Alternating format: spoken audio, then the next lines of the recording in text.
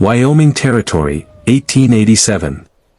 Elias Carter stood on his porch at first light with a tin coffee pot warming his hand, and he watched Clara Whitmore walk up his fence line carrying an empty coffee tin the way other women carried church hymnals, like it was the most natural thing in the world to bring nothing and expect it to come back full.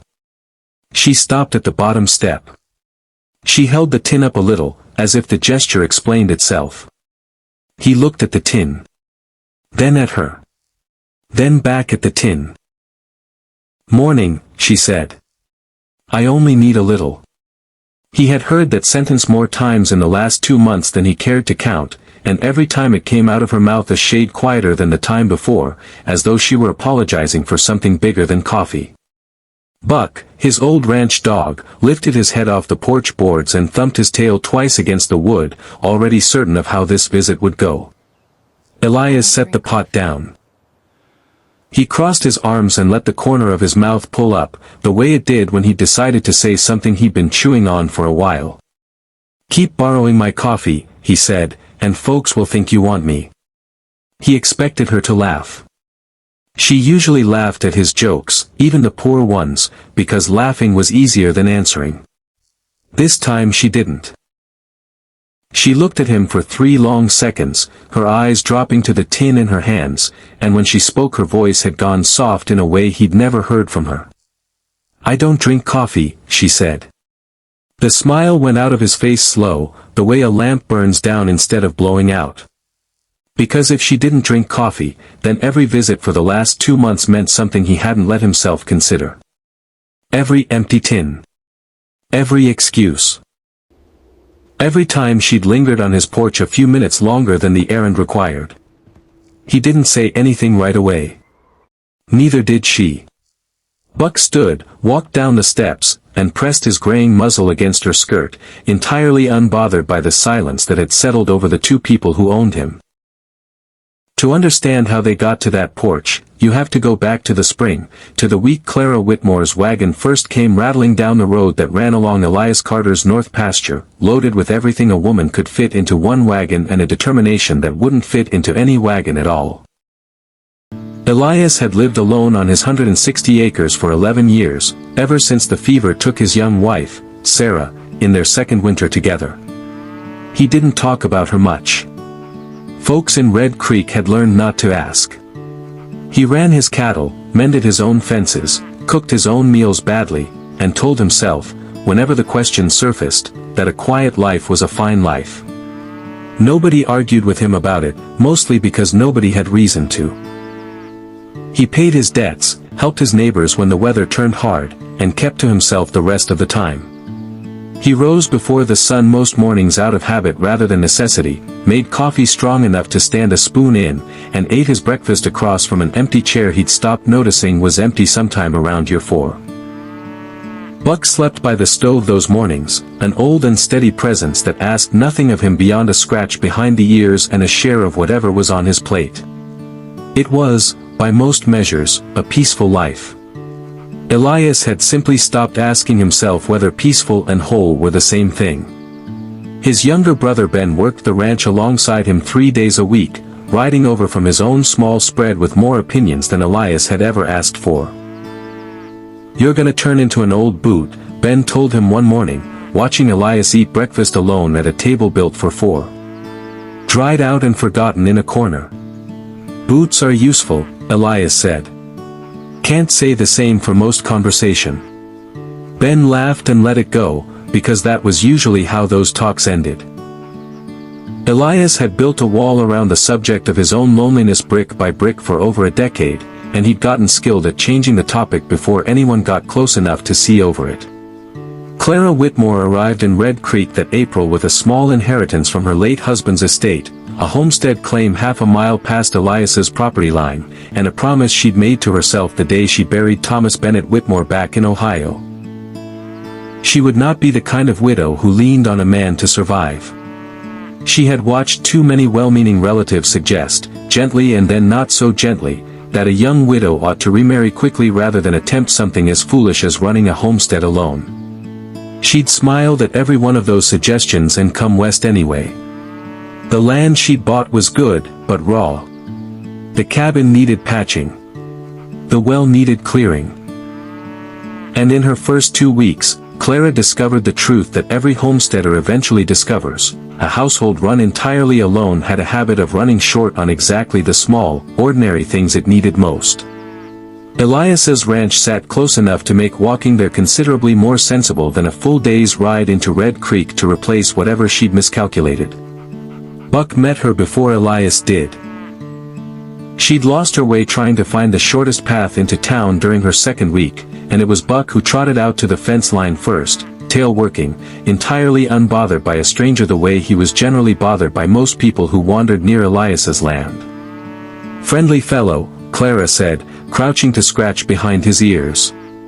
Elias came around the barn to see what had drawn the old dog's attention, mildly surprised to find him already charmed.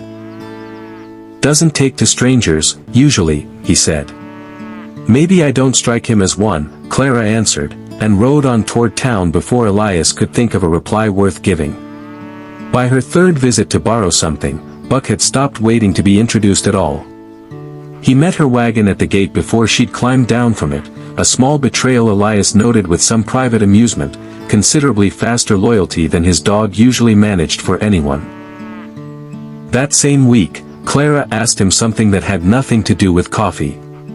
"How do you keep your grain from spoiling through the wet months?" she asked, standing in the doorway of his small storehouse. "Mine went soft on me last year, back in Ohio. Lost half a winter's feed to damp."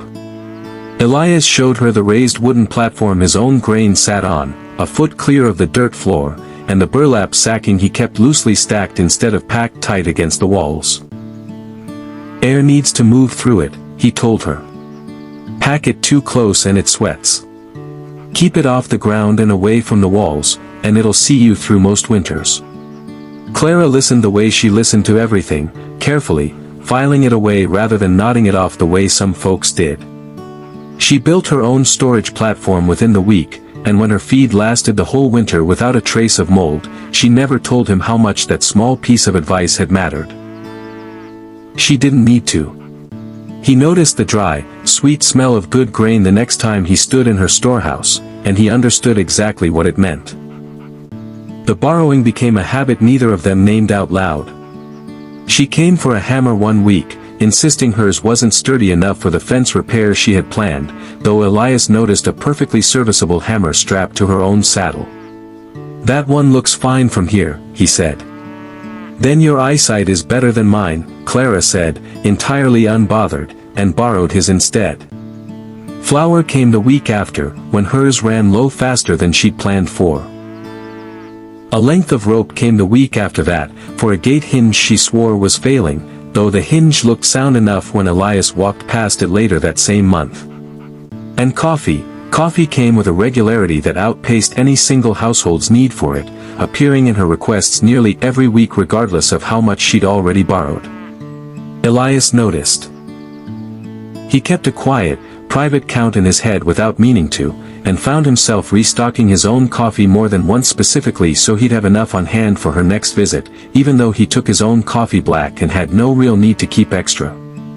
He wasn't a man who assumed things about people, especially not about a woman as guarded as Clara Whitmore. So he told himself the coffee meant nothing beyond what it looked like, and he let the joke sit unused in his head for weeks, turning it over the way a man turns over a stone he isn't sure is worth picking up. Ben noticed something else entirely. He caught his older brother combing his hair before Clara's wagon had even crested the hill. "That for the cattle's benefit?" Ben asked, grinning. "Man can comb his own hair without an audience deciding what it means," Elias said. "Didn't say a word about what it means," Ben said, and whistled the rest of the way to the barn. Their conversations grew longer with each visit. Clara would arrive for coffee and stay to help him mend a section of fence, her sleeves rolled to the elbow, her hands steady with a hammer in a way that told him she'd done this kind of work before she ever came to Wyoming. He respected that about her more than he let on. She, in turn, noticed the way he spoke to his animals like they understood him, the way he made sure her mare was watered before he thought about his own horses, the way his humor came out sideways, dry and unhurried, instead of loud. "You're not near as gruff as folks in town make you sound," she told him one afternoon, sitting on an overturned bucket while he worked a post into the ground. "Folks in town don't know me well enough to be gruff at," he said. "I save that for people who stick around." She laughed at that, a real laugh, and it did something to him he wasn't prepared to examine. Buck took to greeting her at the gate every single time now, and more than once Elias caught himself glancing down the road in the late afternoon, waiting for her wagon before he'd admitted to himself he was waiting for anything at all. One afternoon in late May, riding out to check his herd, Elias found Clara crouched near her own small gathering of cattle, watching a young heifer that had gone lame in one leg. "She won't let me near her back end," Clara said, frustration plain on her face. "Kicks the second I get close." "She's not being mean," Elias said, swinging down from his horse.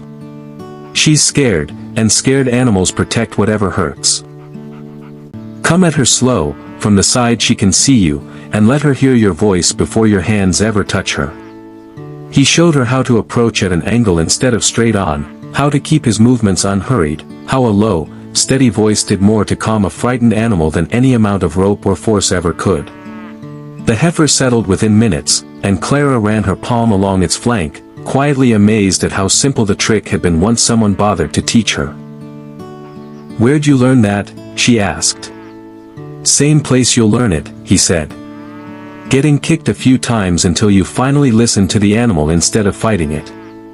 She laughed, and Buck, sensing the moment had turned pleasant, trotted over uninvited and flopped down in the grass between them, tail thumping against the dirt. It was on a clear morning in early June, watching Clara cross the yard for what he calculated was the 5th coffee request in 6 weeks, that Elias decided the joke had sat and used long enough. "Morning, Mrs. Whitmore," he said, leaning against the porch post. "Let me guess." "I only need a little," Clara said, holding up the empty tin with the same practiced apology she always brought. And that was the morning he finally said it, the words that would turn everything he thought he understood about her upside down. After she whispered that she didn't drink coffee, Clara didn't wait for him to recover. She set the tin down on the porch rail, gently, like she was setting down something heavier than tin. "I should get back," she said, and turned before he could find his voice. Elias didn't chase after her. He wasn't built for chasing, not after Sarah, not after 11 years of practicing the opposite. But he stood on that porch long after her wagon disappeared over the hill, turning the truth over in his hands the way he turned over the joke for weeks, and this time it didn't feel like something he could set back down. That night he told Ben everything, staring into a fire that had burned down lower than he'd noticed. "She's been coming here for 2 months over things she doesn't need," Elias said. Ben, for once, didn't grin. "And what does that tell you?" "Tells me I've been a fool," Elias said. Handing her coffee like a man running a store, never once asking myself why a woman who doesn't drink the stuff kept coming back for more of it. "Or," Ben said, "it tells you she wanted a reason to see you and couldn't find the nerve to say so plainly. Some people ask for coffee. Some people ask a lot harder questions without ever opening their mouths." Elias didn't answer that. But he didn't sleep well either, and the next morning he found himself keeping the coffee tin filled anyway, in case she came back for it, even though he now understood the tin had never really been the point. Clara, for her part, spent that night wide awake in her own small cabin, furious with herself for saying more than she'd meant to. She had built her whole plan around proving she needed nobody. She had told her older sister Mabel as much the week she left Ohio, and she had told herself the same thing every single morning since, right up until the moment Elias Carter made a joke about folks thinking she wanted him and the truth simply fell out of her mouth before her pride could stop it. She confided in Rose Miller, the young woman who worked near the general store and had become the closest thing to a friend Clara had in Red Creek. "I told him I don't drink coffee," Clara said, staring into her tea instead of at Rose. "Might as well have told him everything else besides." "Sounds to me like you finally told him the truth," Rose said. "That usually feels worse before it feels better." "I didn't come out here to need a man for anything," Clara said. Nobody's asking you to need him, Rose said gently. There's a difference between needing someone and wanting someone, Clara. You've been treating those two words like they're the same enemy. Clara didn't answer, but the words stayed with her longer than she wanted to admit. For a while, things between them found an easy rhythm. Clara kept visiting, though the excuses grew thinner and neither of them bothered pretending too hard anymore. She helped him drive cattle in from the north pasture one afternoon when a young steer bolted through a broken section of fence, working the animal back with a calm, steady hand that told him plainly she wasn't afraid of hard work or a little danger. Careful, he called, watching her cut in close. I've done this before, she called back, and she had.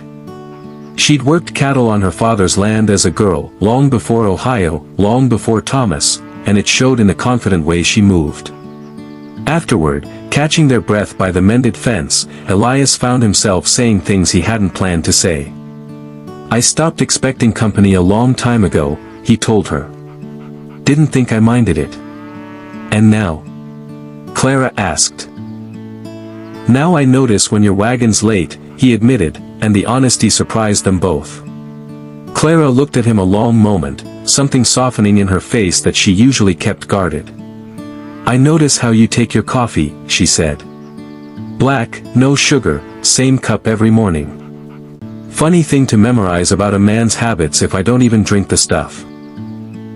They stood close enough that the moment nearly became something more, until Buck wedged himself between their legs, tail thumping, entirely unaware of his timing. They both laughed, the tension breaking like a held breath finally released.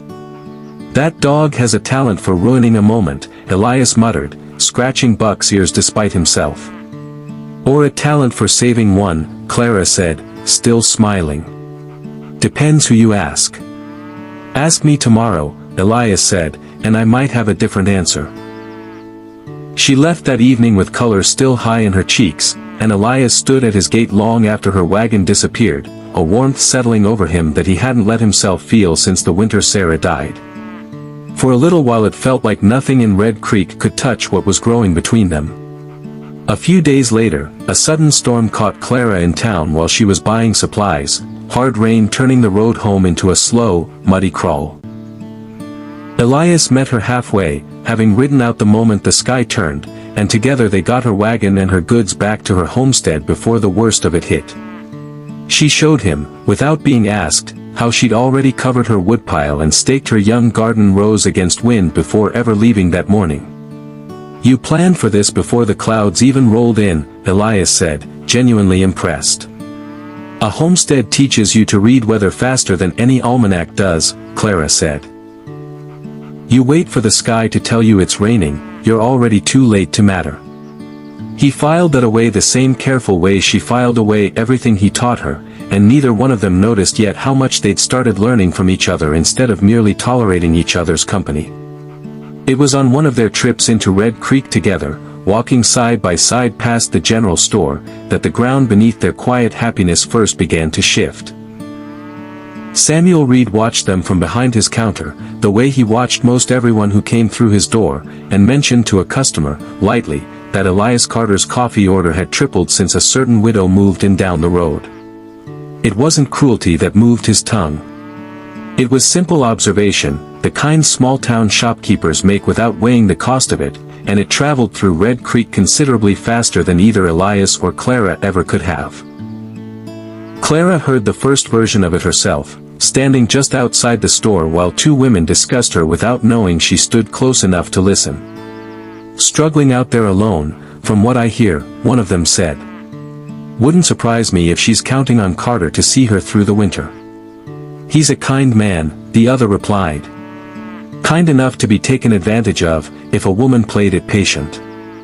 Clara didn't confront them. She simply turned and walked back to her wagon, her face carefully still, the old fear Mabel had once planted in her blooming wide open all over again. She found Rose inside the store a few minutes later, unloading a crate of dry goods, and pulled her aside near the back shelves where fewer ears could listen in. They think I'm using him, Clara said quietly. That I can't manage my own claim and I've found a rancher soft enough to carry me through it. Folks talk, Rose said. Doesn't make it true. Doesn't matter if it's true, Clara said. Out here, a woman's word is only as good as what people believe about her. I've watched it ruin better women than me for smaller reasons. Rose set down the crate and studied her friend a long moment. Then you've got two choices, she said. You can let their talk decide what you do next, or you can decide for yourself and let them catch up whenever they're ready to. Seems to me you didn't come 2,000 miles just to let a shopkeeper's gossip write your story for you. Clara didn't answer, but she carried those words home with her, turning them over the same way Elias turned over his own doubts, and for a few days she genuinely believed she might be strong enough to ignore the whispers entirely. She wasn't, not yet.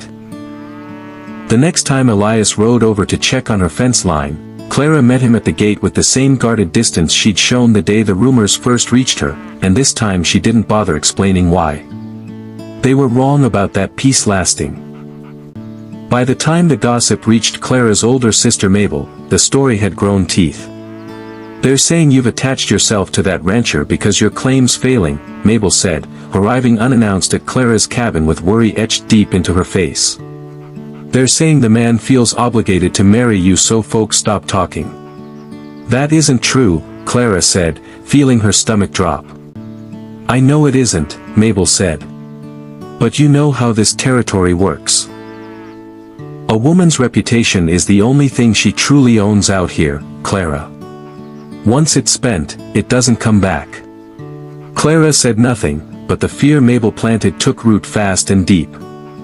She had come west specifically to prove she could survive without depending on anyone. If Red Creek believed she'd used Elias's kindness to save her own failing homestead, every ounce of that proof would collapse into nothing.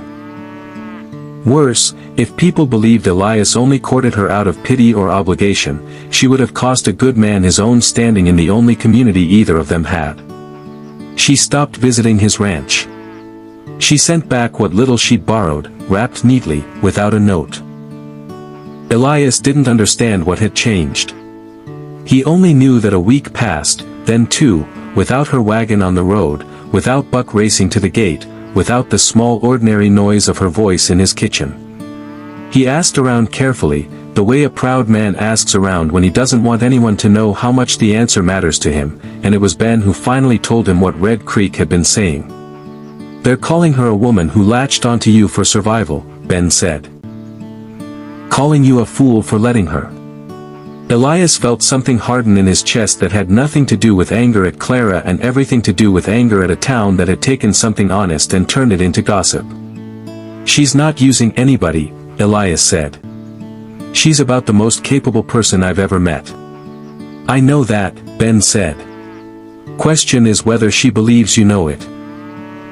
Elias rode to her homestead that same afternoon, determined to set the record straight, but Clara met him at her own gate with her arms crossed and her voice steady in a way that told him she'd rehearsed this.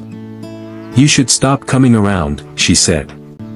For your own sake as much as mine. Since when do you care what Red Creek thinks, he asked. Since it started deciding whether I'm capable of running my own life, Clara said, and there was real hurt underneath the sharpness of it. I didn't travel 2,000 miles to become the woman who married the first rancher who was kind to her. Nobody's asking you to marry anybody, Elias said, frustration creeping into his voice now. I'm asking why you'd rather believe a rumor than believe what's actually true between us. Clara didn't have an answer for that, not one she was willing to say out loud, and Elias rode home with a silence between them that felt far heavier than the one that had followed her whispered confession on his porch weeks before. Winter came early and hard that year, the way it sometimes did in that part of the territory, arriving nearly a month before anyone had finished preparing for it. Clara's homestead, smaller and newer than most, felt the strain first. A section of her fencing gave way under a hard freeze, and her few head of cattle scattered into a pasture already thinning with frost.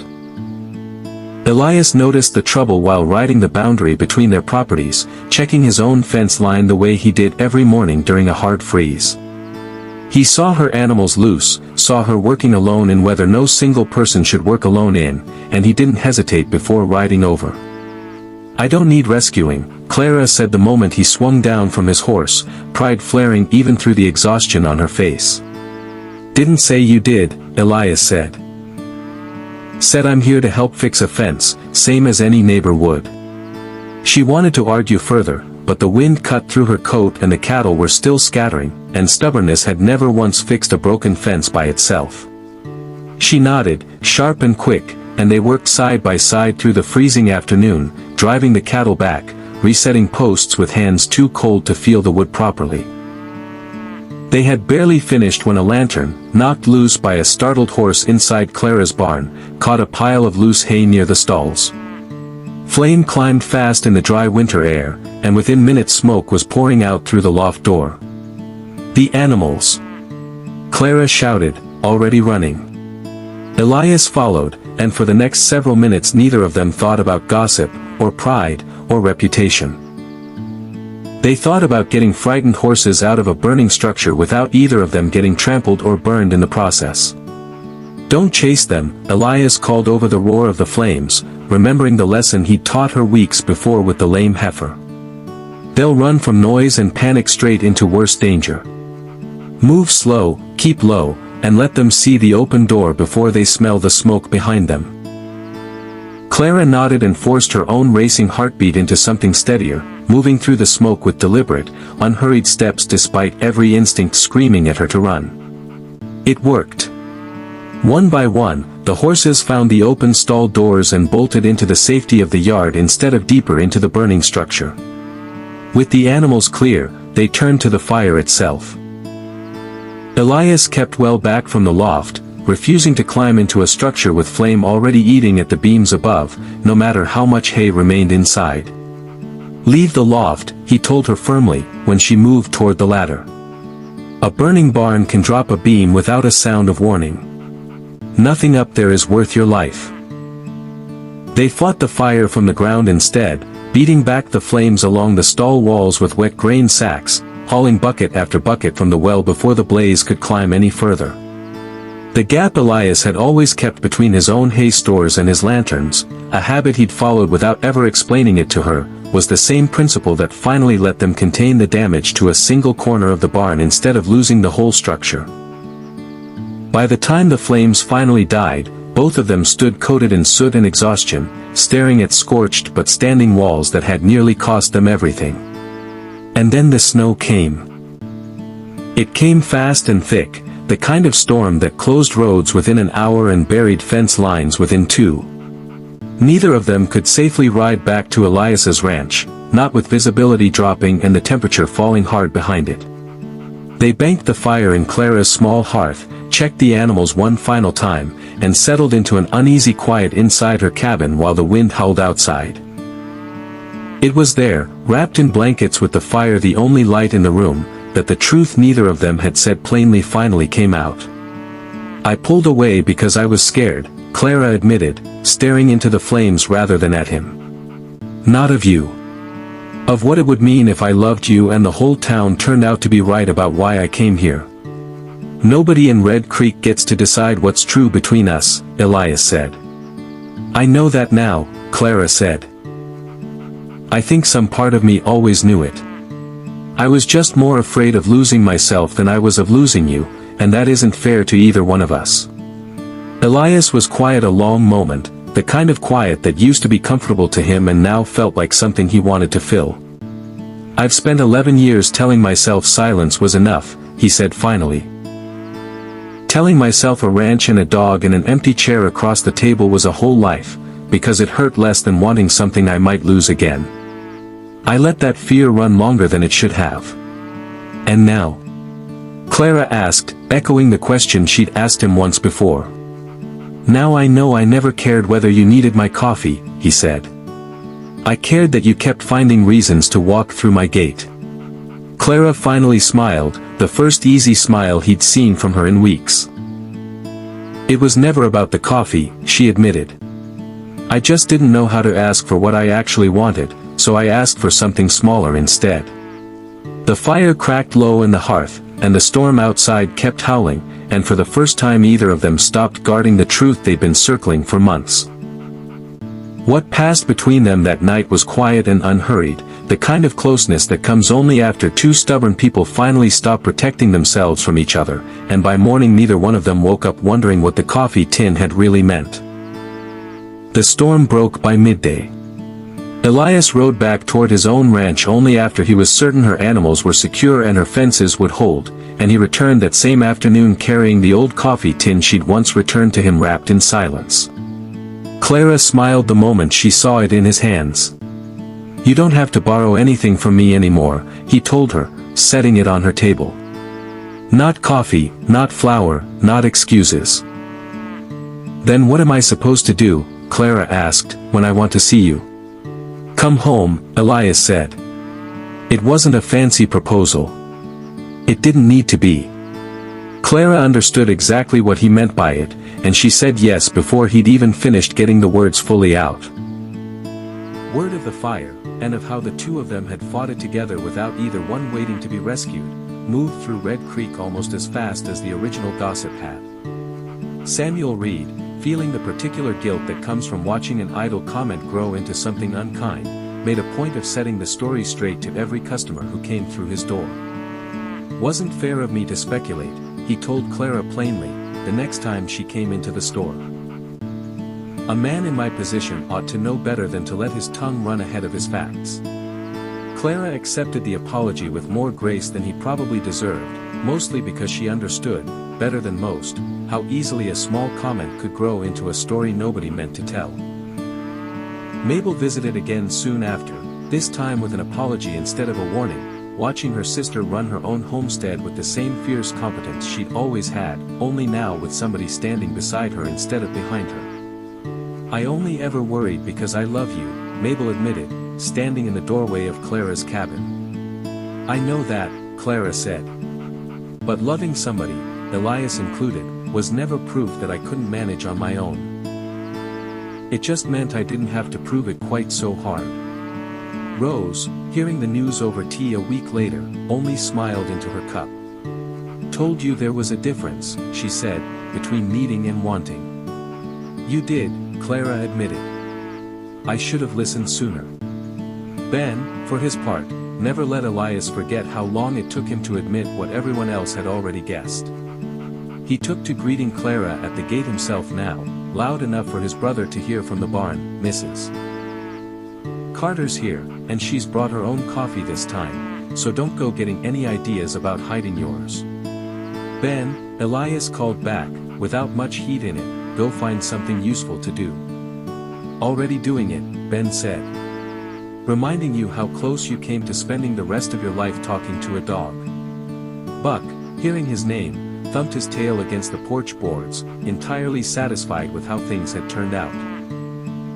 Clara kept her own homestead running exactly as she'd planned, proving every prediction about a woman alone wrong in her own quiet way. Elias kept his ranch. They married the following spring, a small gathering under a clear Wyoming sky with Rose standing beside Clara and Ben standing, uncharacteristically solemn, beside his brother. They built their life at the meeting point of both properties, choosing each other without either one giving up who they'd fought so hard to become. Clara still kept a full coffee tin in her kitchen, even though she barely touched the stuff. One morning Elias noticed it and asked why she bothered.